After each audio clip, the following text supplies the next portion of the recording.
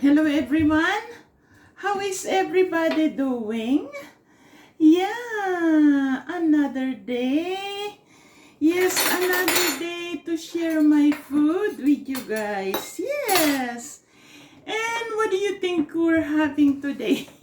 It's very different what we're having today. Yes.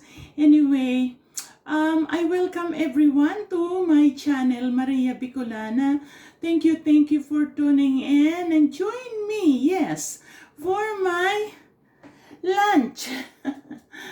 This is steaming wonton soup. My favorite wonton soup, guys. I'm actually, guys, wonton soup.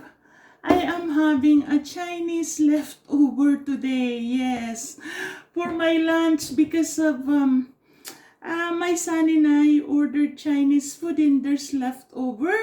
So I don't want to waste food, as you know me. And Chinese food leftover is yummy.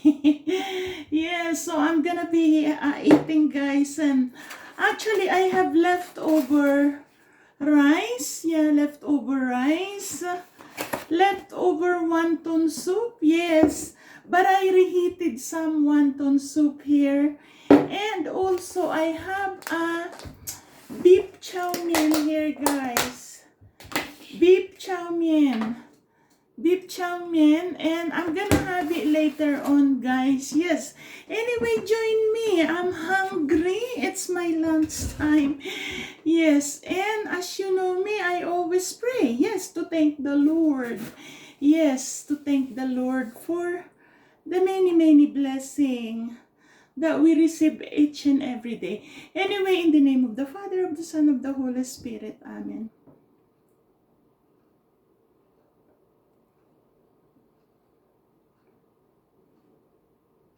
Yes, Lord. Thank you so much, so thankful and grateful for the many blessings. Yes, and I cannot wait. My favorite, wonton soup. My favorite. Yeah, it's hot. It's very hot.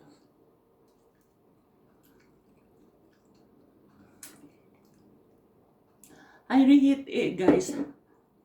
And I put veggies in it.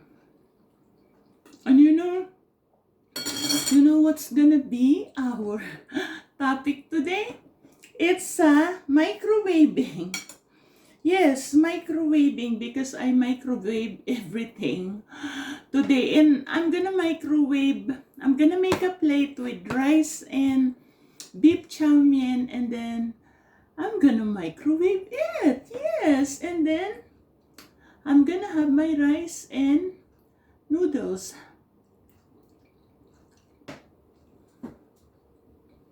So yummy, girl. But I'm gonna have soup first. I love soup. Especially wonton soup. My favorite.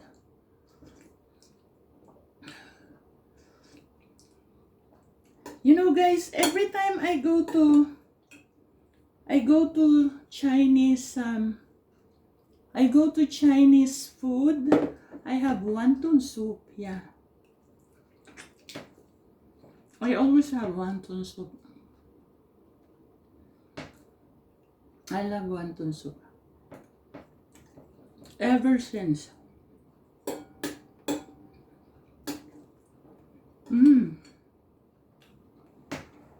This is so yummy, guys. So yummy. Join me, guys. Join me.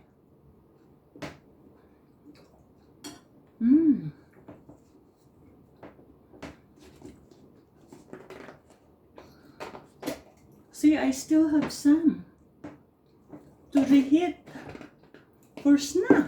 Yeah, for snack. Yeah. So yummy, guys.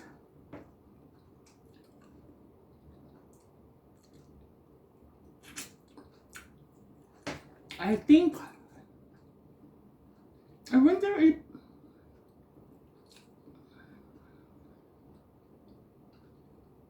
they make it like, the siomai. But siomai is very salty. But wonton soup is not salty. Actually, we've been ordering Chinese food to that same place forever. Ever since we moved here, because the food never changes. You kind of get what you expect. And I like that because so many restaurants now, there's no originality. They keep changing the taste, and you know, the more you change it, the more you go back to, you know, wow. So good. Yeah, I always believe in authenticity and originality. Okay, guys, done with my soup. My wonton soup done. And I'm gonna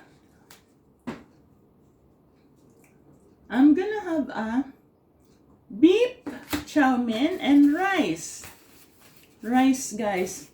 I'm just gonna get a plate and microwave it. So we are going to microwave. Yes. Microwave, guys. And here it is, guys. We are going to microwave. I'm just gonna make a plate rice. Yeah. We are truly dining today. Yeah, we have soup. Because when you're dining, usually they have soup or rice. Yeah. And that's exactly what we're having. And I'm gonna have a beef chow mein. Yes, I love beef chow mein, guys. Yeah, I always do. Yes. Yes, guys. I always do. And we are going to microwave this, guys. Yes. I still have some food. Wow. How many days am I gonna be? We'll microwave this, guys. Yeah.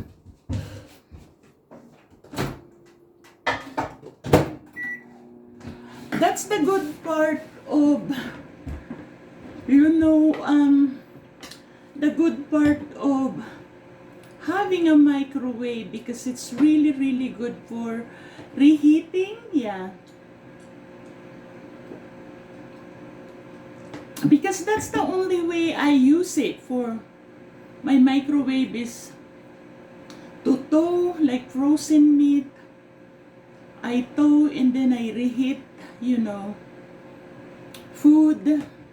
Like now, my Chinese leftover. Yes. So anyway, guys, how is everybody doing? I hope you're all doing fine. The weather here is getting a little nicer now. Yes. It's actually melting now. Hopefully it continue to melt, because April, it's a spring na. It's April spring, and we can go outside and patter around in my little garden. Yes, I want to do that in my little garden. And plant some tomatoes, pepper, espada pepper, my favorite. Yeah, and also, of course, huwag kalilimutan lettuce. Yes, for my salad, and beets. Yes, I don't know if any one of you know, beets is kind of like alugbati. The taste of the leaves, it's kind of like alugbati. Yeah.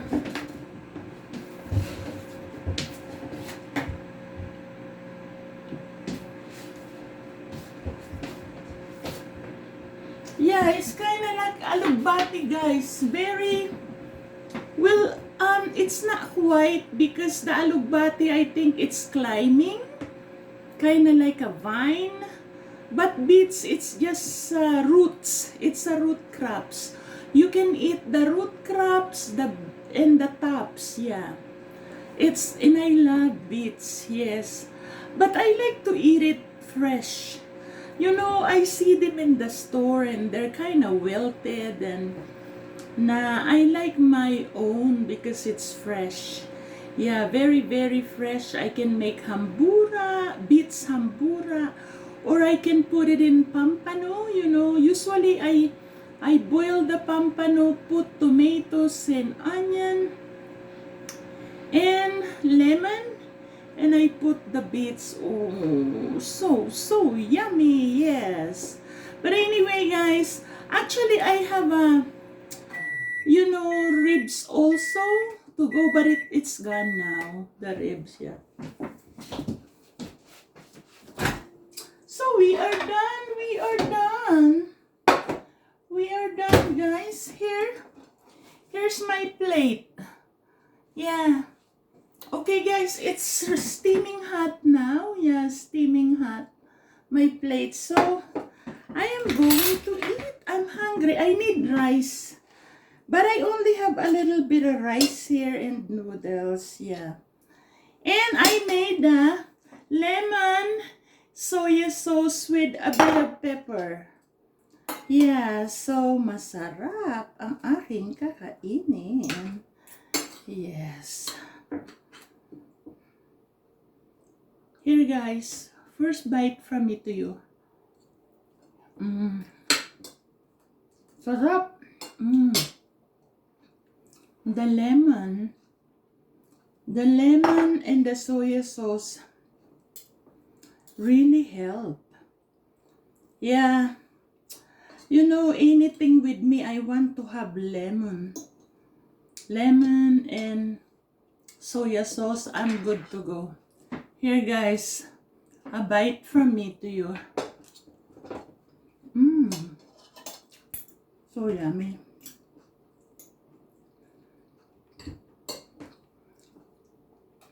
I love Chinese food, guys. Whenever I don't feel like cooking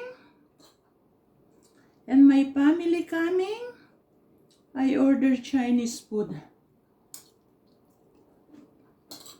And sometimes pizza.